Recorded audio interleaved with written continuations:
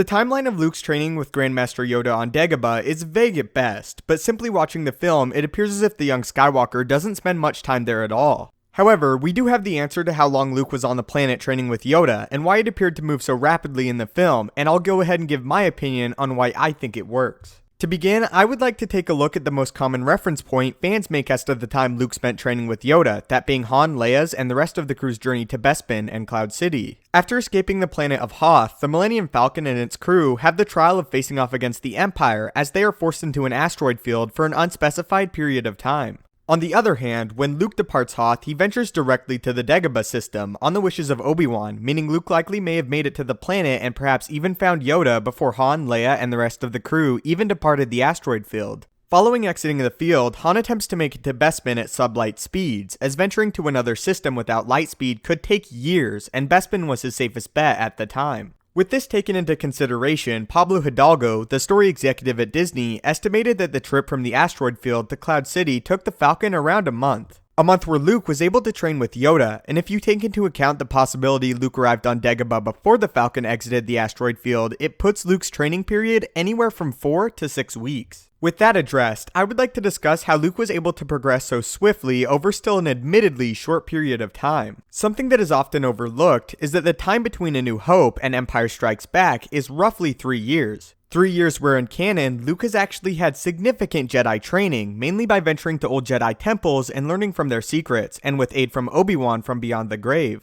As a brief interesting side note, we even hear following the collapse of the Empire, Luke continues searching across the stars for Jedi temples, until we found him in the finale of The Force Awakens at the first Jedi temple on Ahch-To. But the point being, although Luke is far from a Jedi Knight, he experienced rough, self-taught training for 3 years before finding Yoda, even participating in multiple lightsaber duels over that period. The second thing I would like to address is the planet of Dagobah itself, as the planet has a connection to the Force similar to the Jedi or Sith, and is referred to as a Force Nexus. Although not on the same level of Mortis, Dagobah is a place where the Force moves powerfully, and admittedly darkly, meaning Luke is able to better tap into it and learn from it. The planet of Dagobah almost provides Luke with a pair of training wheels. Another thing is Yoda did not wish for Luke to leave, and he only completed his training in the eyes of Yoda after battling the Empire for around another year, although the details of this year have not yet been explored in canon. So that is the answer. In the film, the timeline is really difficult to pin down, but the most accurate guess is anywhere from 4 to 6 weeks.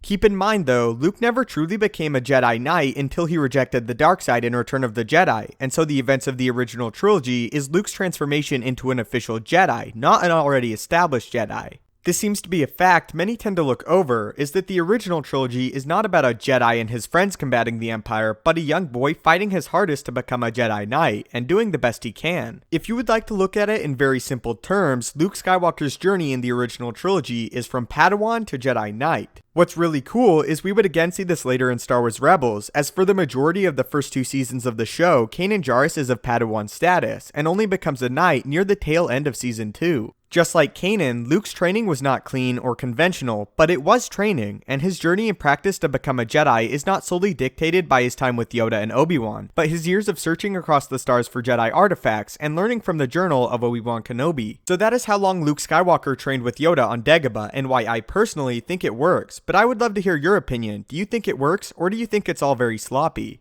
Also, do you find the time period from 4 to 6 weeks acceptable, or do you think it was less or more? If you could find the time to leave a like, I would really appreciate it, as it helps the channel and the video out a great deal. If you haven't already, maybe consider subscribing to ensure you stay up to date with everything Star Wars related, from news, theories, and explanation videos. If you would like to contact me directly, you can leave a comment, as I do read them all, or follow me on Twitter at StupendousWave. Thanks so much for watching and for all of your support. May the Force be with you, and have a great day.